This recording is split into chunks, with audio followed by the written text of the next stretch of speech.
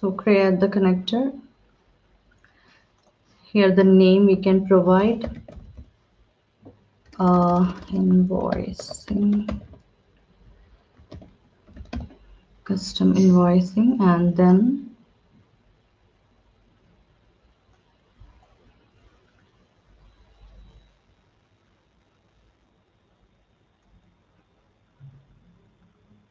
okay, now coming into the definition. Okay, custom connector description can be shorter. So okay.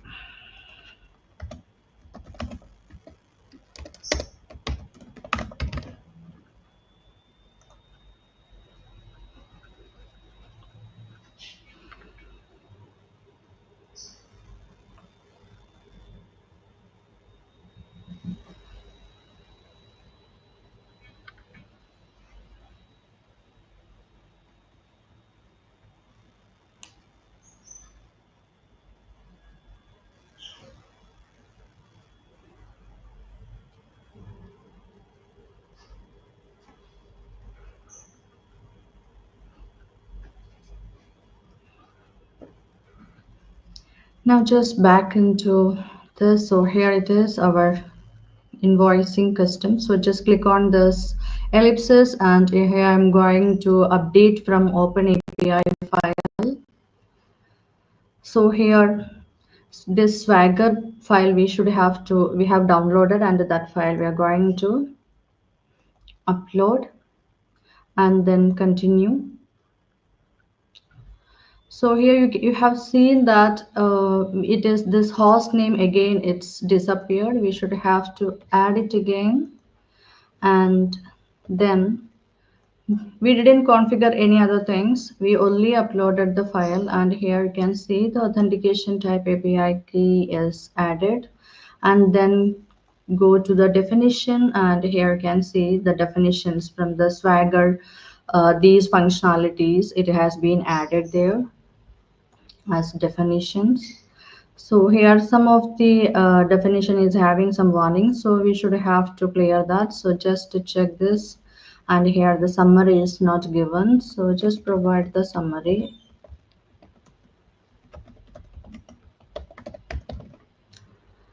So you can see it gets green tick. And now then another one is pay invoice. It is not having the description. We can provide the description for that.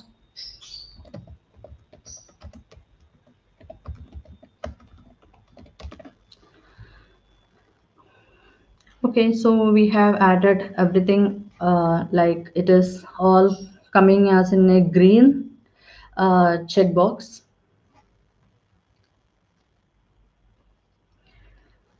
Now we are going to give it as like a visibility of this. So just selecting this get invoice schema, and here you can see we need this particular functionalities we can provide the visibility. Like all other functionalities you can see the visibility none, but for this we are going to just change it as internal, so that only internal users can view this invoice schema. And after changing this, after updating all these things, you can update the connector by clicking on the update connector from the top.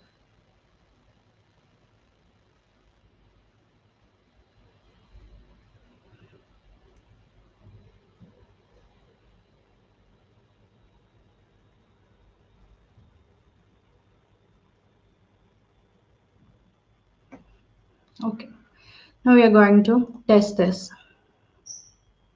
So we have to create a new connection,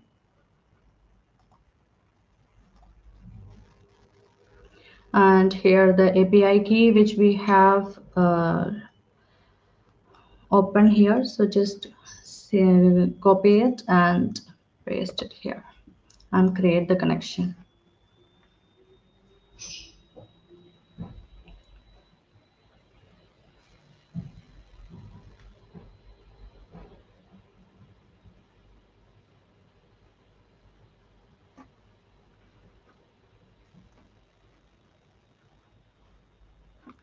It's not updated.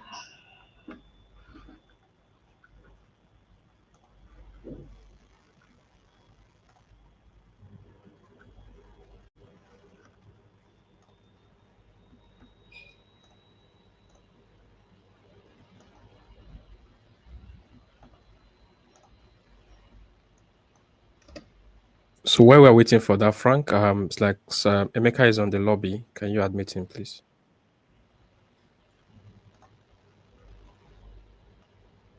I can't let him join until he connects his mic and his camera. Can you send him a message?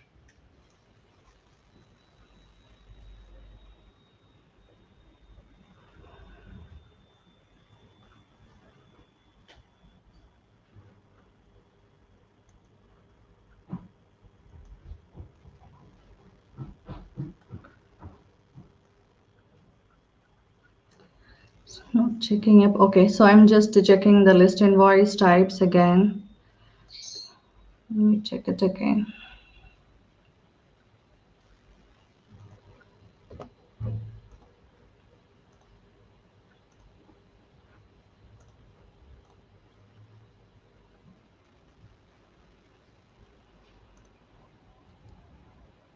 Refresh. Okay. So now the connection is available. So here we are going to do this with list invoice types and test operation. So you can see here the 200 status. That means it is successfully connected. And here the type 1 name purchase order and type ID to non-purchase order. And validation here succeeded. So now how we are going to connect it with the Canvas app. Here just click on done. So here it is, we are having this invoice custom, the custom connector. And the apps, just I'm creating Canvas app.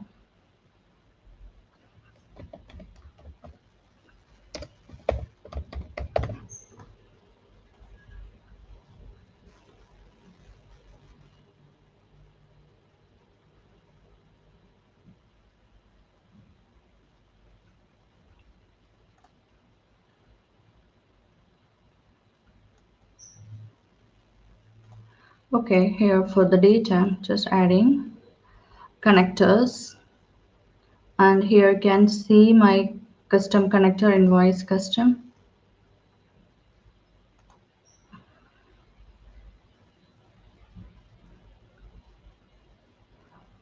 And here for the gallery, I'm just adding a gallery over here.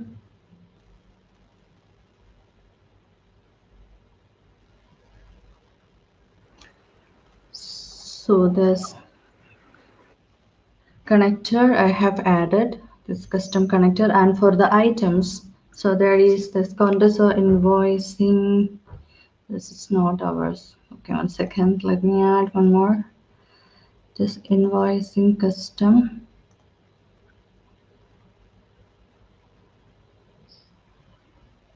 Okay, yeah. So here you can see all the functionalities from that Swagger which we have seen, and in the custom connector definition also we have seen. It will be listed here, and from which function you want to display the data. So list invoices, then I'm going to, this is a function, so we have to provide the parenthesis there, then the invoices. Okay, so this is the way from the, so here you can see some data fetched over here from this list invoices functionality. So this is the way we can fetch the data through the custom connector into a Canvas app. That's it. So if you have any doubts or anything, please let me know. Okay, guys, Sina, that was great. Um, any questions for Sina? Because in Um, between some errors also happened, so maybe you may get confused in some steps or something. so for me, I don't have questions. Sina, as always, thank you very much for your detailed demos. Thank you for sharing. Yeah, very, very clear and easy to follow, Sina. Very good, thank you. Thank you. And we have Okay, so Stephen and Amika join us as well. Hi, guys, welcome. Yeah, hiya. Yeah, hi. Hi, everybody. Very Thanks good. for. So, all Joseph, right. you Yes, want I'll be to? going next. Yes, so I'll just be presenting my screen. So I have Okay. one screen at this time. So just in case you need my attention to look at something, just call my name, please. I will not be able to see again once I share my screen. All right. So today I'll be speaking, having a demo on Copilot charts. Um, Yeah, I can and see we'll, your we'll be screen. Yeah. yeah, so we'll be going like straight right into demos. So we can be having conversation when we get there. So I'm just going to my test environment. So I've done like a few things about Copilot charts today, and I even recorded a video in the early hours. So I will just bring up one of them here. So if I just maybe come to office.com. So on this event, we have done a lot regarding Copilot charts. So, but we want to take it a bit further at this time to see how we could do other deeper details regarding Copilots. So you know that when we prompt, we don't have option to edit what we have as the output of our prompts. So today I have a prompt on my clipboard, and that's saying this, that please help create a planned schedule for Azure and AI Show, a weekly event where we speak about Microsoft recent technologies and sharing updates with our audience. So that's what I'm going to ask Copilot to do for me at this time. So let's just have our fingers crossed and let's see what it's going to bring out as an output. Okay. So it's still spooling. I think it is done now. So if we look at this output, it's a weekly schedule, every day of the week time. This is because I did not provide like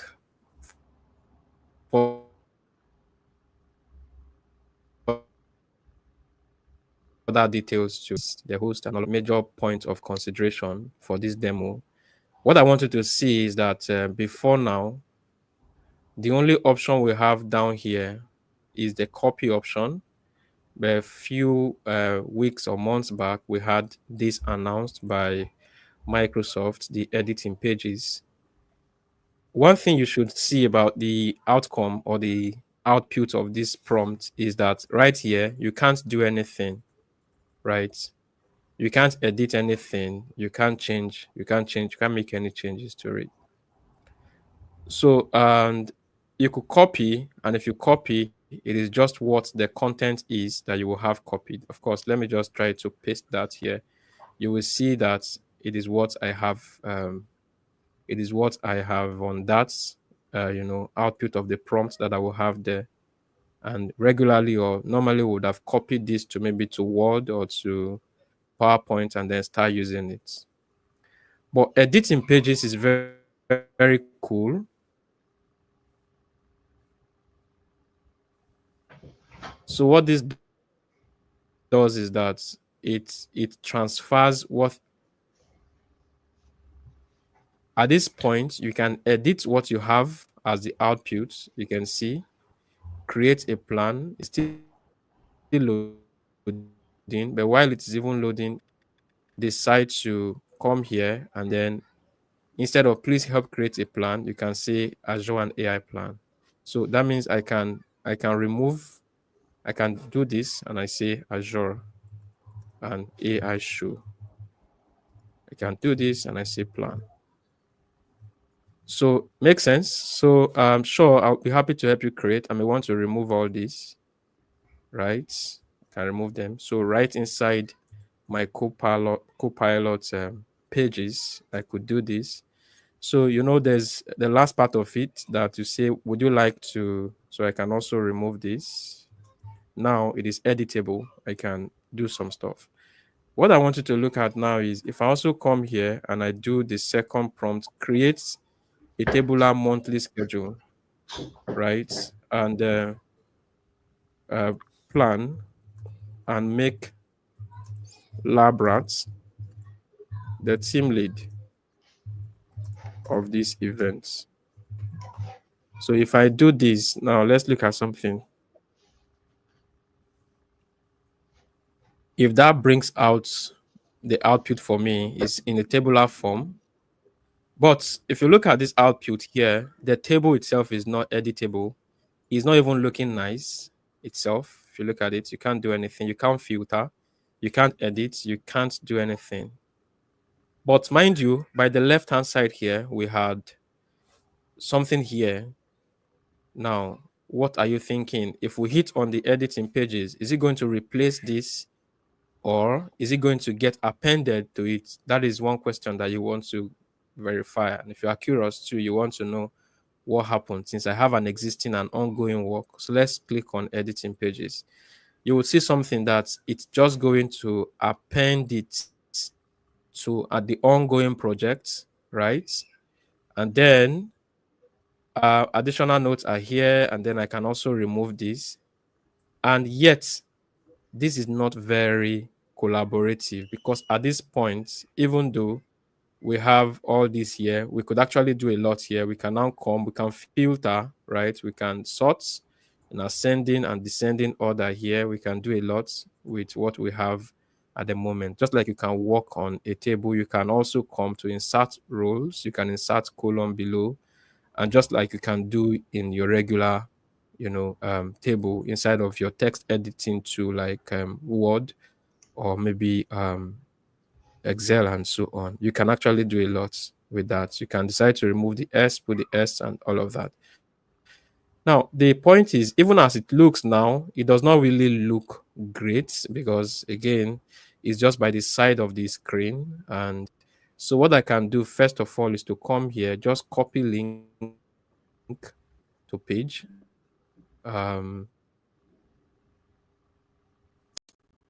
So, what's happening here is that it's going to copy the this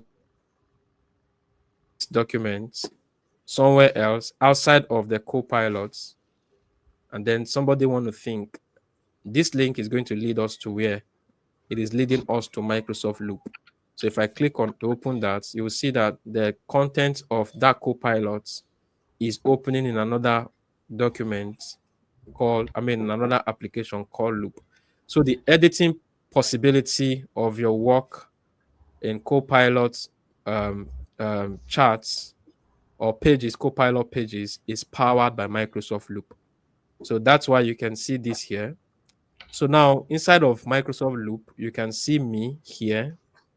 And then if I remove something from here, then if I go to Copilot, it's going to be like the real-time editing of what I have. Let's say, for example, I want to remove the heading. I just want to do a Control X here. Untitled. So if I come to Copilot, you can see it's untitled. I can paste back the title here. And then if I come back to Loop, I will have that in real time because whatever I'm doing on Copilot pages is actually powered by Microsoft Loop. Having said that, coming back to this, so where it becomes more interesting is the collaboration possibilities with the Copilot pages. So if I come here, let's say, for example, I want to invite Labrats to this project because I want him to work with me on it. Of course, he's their team lead, right? So what I can just do at any portion of the Copilot page, I can just do the arts button. So if I do that,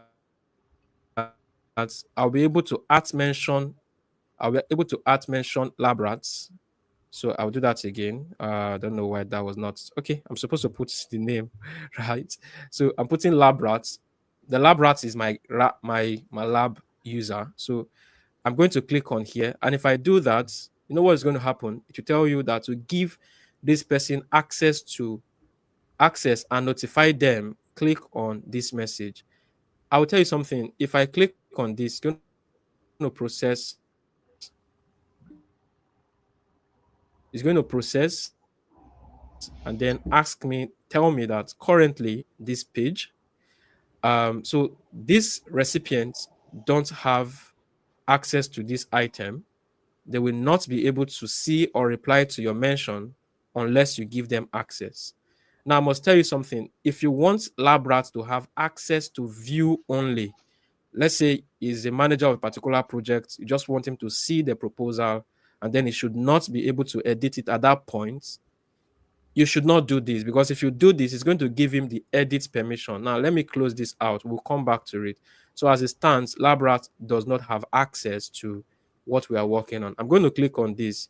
You see this down here is showing copy components, and then it's showing page link. So I'll come back to copy components, but I want us to first of all go on page link. So if I go on page link now, so what I want to do there is that I will give access to this, but I will restrict LabRat to be only be able to view the content of this page. So what I will do is I'll just do this and put it on can view, and then I'll bring this down to people I choose, and then I will search for LabRats. LabRats. So this is LabRats, and what permission am I giving LabRats on that document? I'm giving him the view permission. So I have LabRats signed in somewhere. I think that should be here, right? Yes, this is where LabRat is signed in. So I want to come to LabRats. So two things I can do. I can either quickly copy that link and send it to LabRats, or have him get the notification that I've shared a file, just as it will happen when you do that via OneDrive. At the end of this call, you also see that, or before the end of the call, you also see that the sharing permissions are actually function of what you have in the in your OneDrive. So I'm going to minimize this. I'm going back to just go to settings, and this is LabRat. I want to copy that link. I don't know why the link is not going to him. Link copied. So hopefully I have that here, and I'm sending it to LabRat. Let's say I'm going to where the guy is signed in here. Since I'm not getting the mail yet, I'm just going to come here and paste that link, and let me see what access level LabRat is going to have on that particular document that we had shared with him. So this is taking him to loop immediately, and let's see, and that is erroneous, right? Okay, yes, of course. I was expecting this to come on, that you have read only, you can't edit. But I don't know why it allowed me type this SSS here, and now I can no longer delete it. So this is the behavior I would expect it to have. Read only, you can't edit what is here. I think there is actually a bug that allowed me put SSS before it processed that you have like the read only view of this particular document. So LabRat cannot do anything, it cannot sort, it can only read what I have on the document that was shared, on the page that was shared with him. Now I want to go back to my sign in here. So I've tried to show you what it looks to go through page link, right? You have the granular option to even set the expiration of the link that you are sharing with LabRat to see can set, apart from setting the I can set the expiration to say, hey, after 24 hours, please, you should not be able to edit these documents again, as the case may be, right? So now, just very quickly, I'll leave this because it's more like a conventional thing to share document via OneDrive. So I'll come back to this, and then what I want to do is to show you the other option that is saying copy components. So if I click on this, copy components. If I click on but this time this link is not like a link to the page, but it is the page itself. So what I want to do is I will just quickly open Outlook. Outlook. Remember that I just outlook.office.com. Remember that I only copied the link. I did not go through copying like the entire components, right? I just copied the link to the components. Can you respond, please? So I want to send a mail to Labrat now. I'm just coming here, just in case I don't want to give someone access to my pages, but I only want to send, I only want to send that to the person. I don't know why this is delaying. Okay, I think it should come up now. Okay, so I'm sending it to, I'm reducing my this to general, anyone. So previous, this is wrong.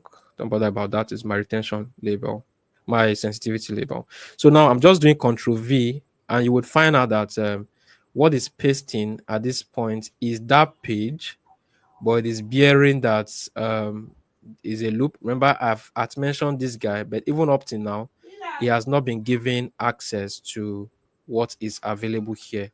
So I'm going to send that mail to Labrat. So if I hit on send, send anyway. So Labrat is going to get the mail.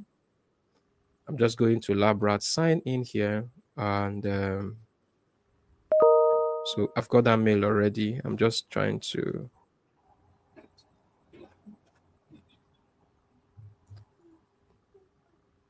Okay, so this will be Labrat's side. Okay, so coming to his mailbox, I will see here that he has got a mail. Actually, I don't know where that mail is hiding, but he has got a mail to speak to the invitation that he has gotten. I mean, the link that the details that was shared with him about that page. I'm not sure why this is disappearing, but let's leave that. It's just a I mail that I've think, sent to Joseph, I Gabe. think it's the show. I show you the message. It's not possible to send the mail. Maybe. Yeah, Oh, delivery fail. I Yeah, got NDR. Yeah, yeah, you have So exactly. delivery failed Here we due go. to recipients. Your message wasn't delivered because the recipient email provider rejected it. So actually, I've messed a lot with my retention policies, I my think. sensitivity label rather. So please, this lab environment is messed up. Otherwise, it's supposed to get a mail. So don't bother about this. I think I need to do some homework based on this. But that is how you could actually share the link to a particular, page. So if you look at here, I've shown you two things. The page link is you have option to share just like you would do on OneDrive. Then the loop component is going to copy the component of the loop, but it's going to put it in form of it's going to put it in form of link just as it is. But this link is not going to give access to what you have here, but it's just going to paste for you as the whole component of the loop itself. Let me not be sounding like broken record. So I want to quickly go now. I may need to remove this again and just start all over so I can show us how this works. So I want to mention lab rats. So what happens? I'm bringing him in now, and this time he is not just automatically going to be having access until I bring him in. I'm not sure. So it's getting that automatically. It's not supposed to be. Um, it's getting a mail already somewhere. So let me just quickly come here to. Let me just quickly come here to this place. I may just mention another user. I have lab guy. So if I'm bringing lab guy so that I can quickly show you how that works. So this is saying to give this person permission, click on this message. So you're going to click on the message, and then what you do is you share and notify. So at that point, this lab guy is going to get a notification to his mailbox to say that he has been invited to a loop to contribute. Let me show you how that will be. I don't want to stress going to signing into Lab Guy's environment, but I can quickly show you from LabRat how or what kind of message he will get. So let's come back to him and then go to his mailbox. So this is where he will this is where he will this is how the message will come, not that. Let me come back here. Okay, so I'm not getting that. I'm just going to quickly generate another prompt and start it all over. You can see I have a lot open, but that's not a problem. So I'm just going to I will just start from here again.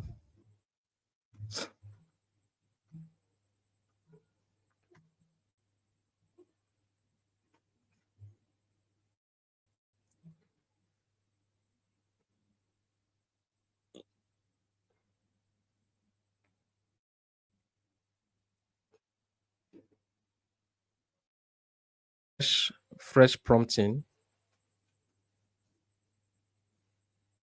Come on, be nice. Okay, just a very quick one. Just a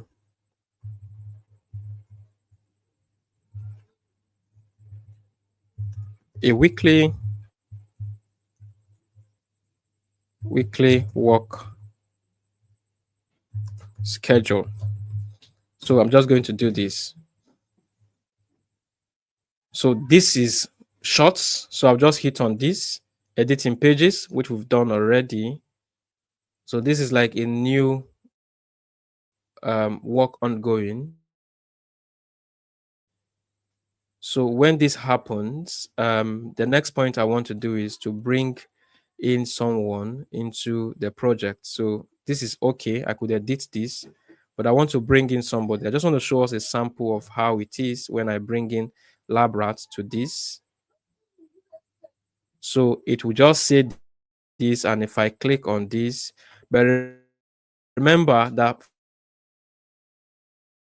for this, there is no granular control. So you're going to give, you got to be careful about how you go about and granting them access. So I will just say share and notify.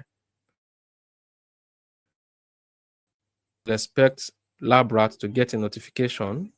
And then if I come here to do copy link,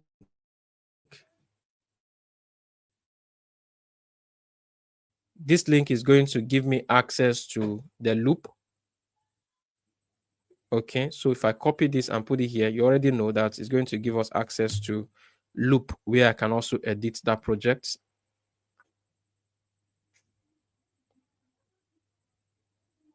So my major concern at this point, so this is loop for me who created it, and I already see that LabRat has access to it. So let's see what LabRat is going to see, which is what we have been looking for. Yeah, this is it. And I think the other one just came through now. It was just making us go the route of, so this is Azure and AI plan. This is what I was looking for. Azure and AI plan. Maybe I was not just patient enough. Is here for LabRat because it was at mention and given access to it. This is the table. Of course, it can go ahead and start sorting and inserting things here, but then it's better for him to have clicked on this link, and then it will take him to the loop side of the pages also, where he can conveniently work, and then other pages that are shared with him. So just before I wrap up and hand over the mic to Frank, I want to show us where these files are saved, and these files are saved to our OneDrive. Or I'll just come here now and close this, then click on this. Okay, I mean, I can just from here click on OneDrive right here. So if I come to OneDrive, you would see that those components that we are working on, look at it, proposal for weekly schedule, which I did 2 minutes ago, proposal for web application, then Azure and AI show plan that we just looked at in 9 minutes ago. Yeah, so if my sound is shared on my screen, you will hear that LabRat is getting mails or what was shared with him. So because I needed to rush, That's why I was not patient enough to wait for those messages to come. But then that's how it works.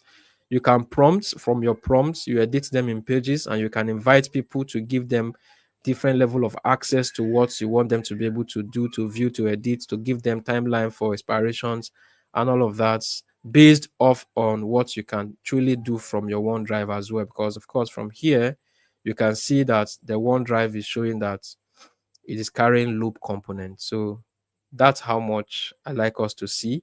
By next week, I would like to be showing us how to build Copilot agents from Copilot 365. So that's how much I can show today. Apologies if I took more than enough time that I was supposed to use. Frank, please let me quickly pass the microphone to you. No worries. Anybody, any questions on that? No, I think it's amazing, and also it's very huge. This person, this part. Very good. So I'm just going to kind of finish up on the AI 900, the third part. It's a second there now, and can you see that there on the screen, guys? Yeah. Yep. Yeah. Yes. So Looks great. this is all on the Microsoft Learn page, and anybody can sign up. It's free, and I'm just going down to show you. So this week here, I'm on to computer vision workloads on Azure, right? So that's part of it. And all this course is actually available for free on Microsoft Learn. So you can see all the different sections here that it has on it.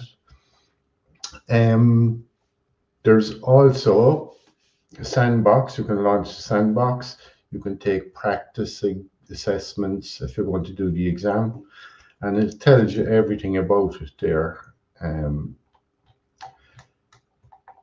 So that's on Microsoft Learn, and if anybody wants to link to it, just reach out to me, or I can post it in the chat there later. So just to get onto some slides I have on it. 1 second now, we just go to the start, and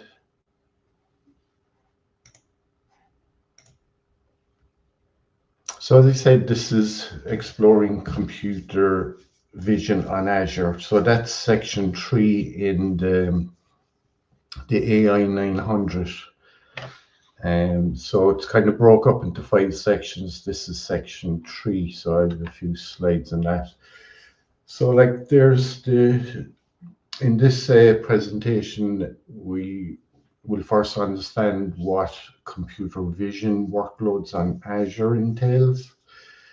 Then we'll discuss key features and benefits of using Azure for computer vision tasks. Finally, we'll look at practical applications across various industries. So understanding computer vision workloads on Azure refers to a suite of tools and services that enable developers to build applications capable of interpreting, processing visual data. This section will provide an insight into technological foundation of these workloads. So I won't be reading everything on the screen now, so we won't be boring people, but so the Azure Computer Vision offers capabilities such as image analyzing, optical characteristic recognition. You know, that you would see those OCR is the thing for that one, and facial recognition. Allows developers to analyze images and extract meaningful information automatically. Joseph done the demonstration there recently, how he done it in Word. He uploaded a picture into Word and he got Copilot to analyze the picture, and it gave us back information about the actual image. So that's kind of some of the stuff. Azure computer vision workloads can seamlessly integrate with other services such as Azure Machine Learning and Azure Blob Storage. The integration enhance and functionality and scalability of applications and utilizing visual data.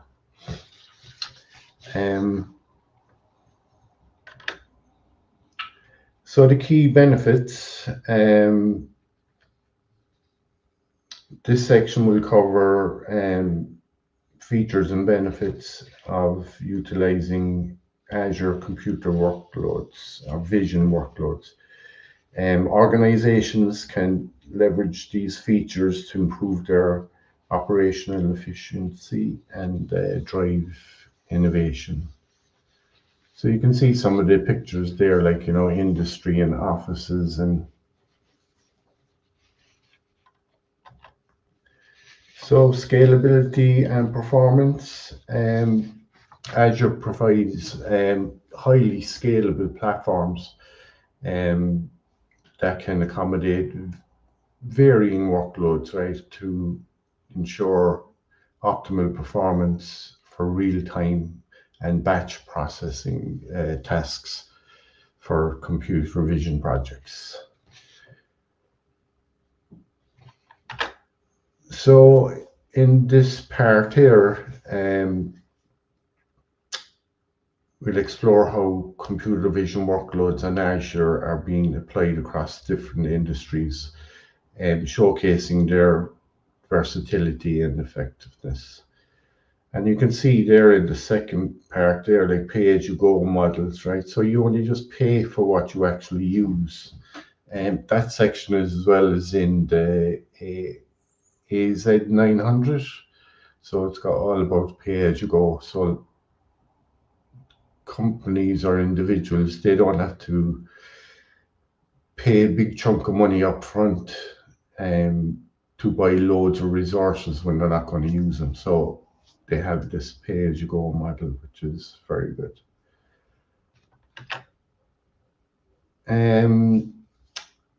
So in healthcare, computer visions can assist medical imaging, analyzing, helping radiologists detect anomalies in scans. Azure Tools enables faster and more accurate diagnosis, improving patients' outcome. Here in Ireland, we've got a hospital in Dublin there, it's called Beaumont, and they actually use AI to kind of triage all the scans that a radiologist has to go through.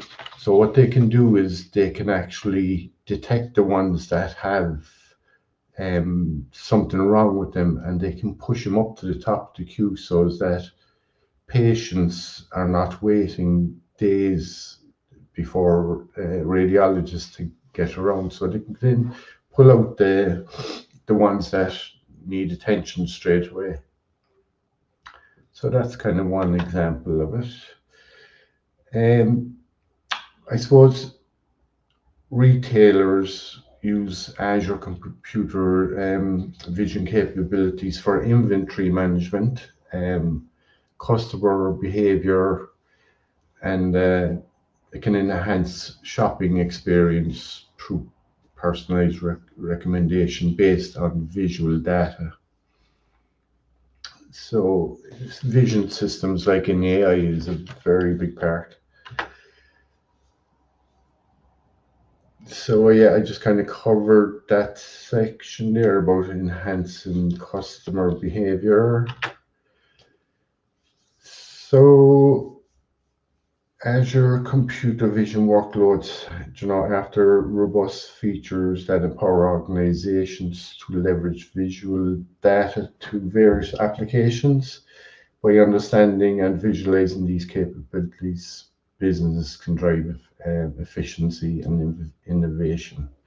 So yeah, you just have to kind of know about for the exam. There's not really much geared up, complicated stuff. Just you need to know that it uses vision systems. So that's that section.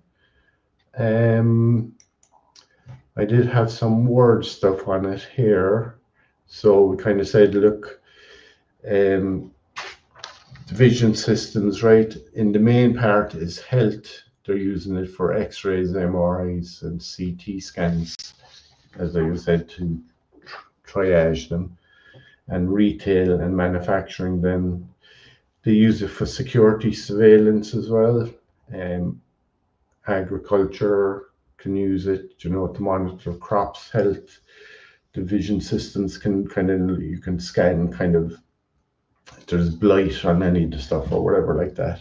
So they use them in transportation as well, for autonomous vehicles, obviously to see where they're going and so they don't bump into stuff. So yeah, that's it, guys. So on computer visions for this week. And So break the kids of green and stuff. Yeah. You call me out. Frank, have you played around with the body language feature in PowerPoint online? No, I haven't done that yet, Dan. It's pretty cool. It's under the speaker coach or presentation coach. And it uses your camera to look for, whether you're smiling, whether you're looking at the camera, those types of Okay, cool. feedback. It's pretty cool. It's in the web version of PowerPoint under the presentation. Yeah, I just posted it up Slideshow. on the screen there, so if people. Yeah, Awesome. That's a lot of fun to play around with. Very good. Great job.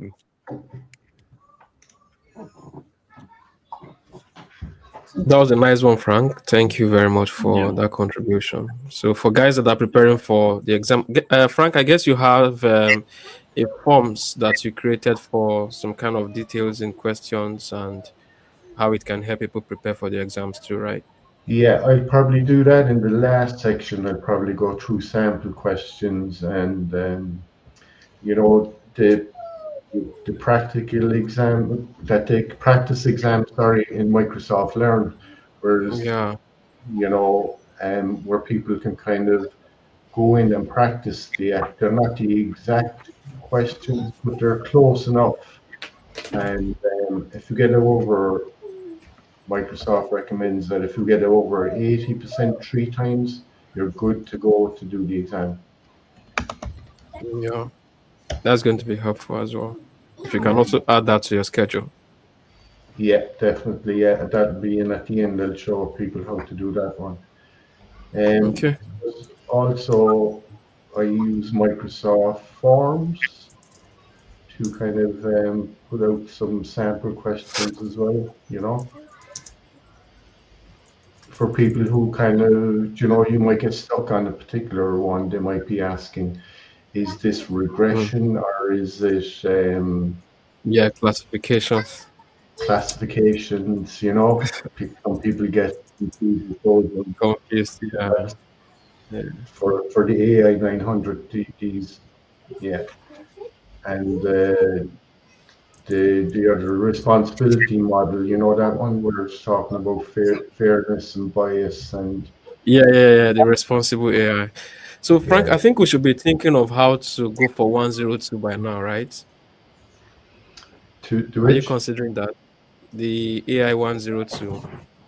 Yeah, I hope to do that shortly. Okay. Yeah. So I think I may want. we had somebody on there one week just saying, if you get the AI 900, there's a lot of stuff in that's actually in the AI 102. 102. Okay. Yeah. It's something that I may want to consider in the second quarter of the year because I have some few things I'm dealing on right now. So I may want to try 102 out in maybe anything from April, and let me see how it goes. Yeah. Okay. I consider it the 900 also. Me. Yeah, everything. I think Frank, we wrote 900 the same time last year, right? To which? We wrote 900 around about the same time last year, right? The same time I wrote Yeah. mine was when you wrote Yeah, I yours too. think so. I think I got my one in June. Yeah, I can't remember when I did mine, but I think it should be about May or so. I think it's towards the end of May that I did mine. Yeah, yeah. So I will just look at 102 in April. Very good, very good. Very good, Yeah. Joseph.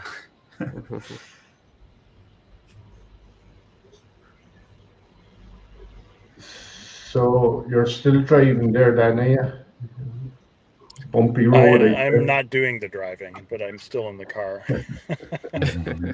This is the real co-pilot. Yes, exactly.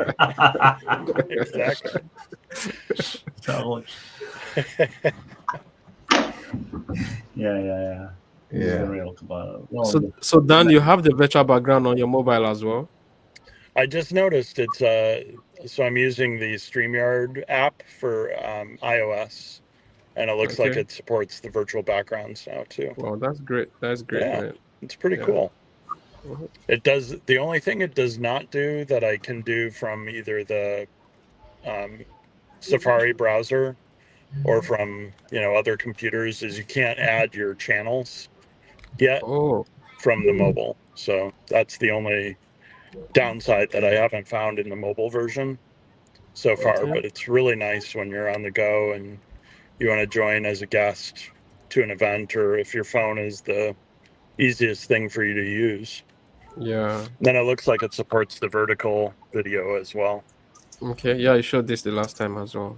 Yeah, Makes sense. it's pretty That's great. cool. Right.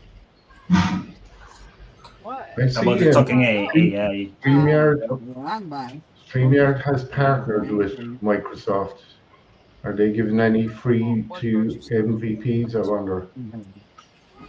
I have not heard anything about StreamYard or Restream partnering with MVPs or MCTs. I didn't come back. I told you that. And I did notice earlier, Frank, that the powered by StreamYard was in the upper right. Yeah. Was that just a option that you used, or is that? Yeah, they have a banner in there now. You can actually turn her on and turn her off. It's Okay. just when Cena was doing her demonstration, it was kind of obscured. Got it. It's kind of obstructing our page as well. Yeah. Yeah. I was going to say there was a licensing option StreamYard had where they. Here we go. We can Yeah. put the MVP up. Yeah. We can go for Yeah. one. I don't think this you is can cool. choose where it is, but it's optional if you have the licensing you have. But they did have an option to do a licensed version where you can do Oh, powered by okay. I StreamYard in the see. upper right. I see. I see. I see. Yeah. Yeah. I think we can leave. We can leave. We can leave. Like, can we not design a logo for the Azure and AI show that we can always leave by the top right hand corner during our events? We could do. Who's our best designer? Oh, you could let me out. I had to go over there first. You want me to go in with her? Folks, I'm going to have to take off here. Okay. Take care, All right. everyone. Yeah. Thank Take care. you Take for care, joining. Dan. Yeah. All right, Thank Dan. you. Yeah. So we're up on the hour anyway, guys. It's 5 minutes over. So look, catch you all back again. Thanks anyone for joining us, and we'll be back here again next week at the same time for some more power apps with Sina and Joseph. You're going to do some stuff in Copilot Agents. agents, Agents. Copilot agents, and I'll be doing part 4 of the AI 900, which is natural language processing workloads on Azure. So thank you, everyone. See you next week.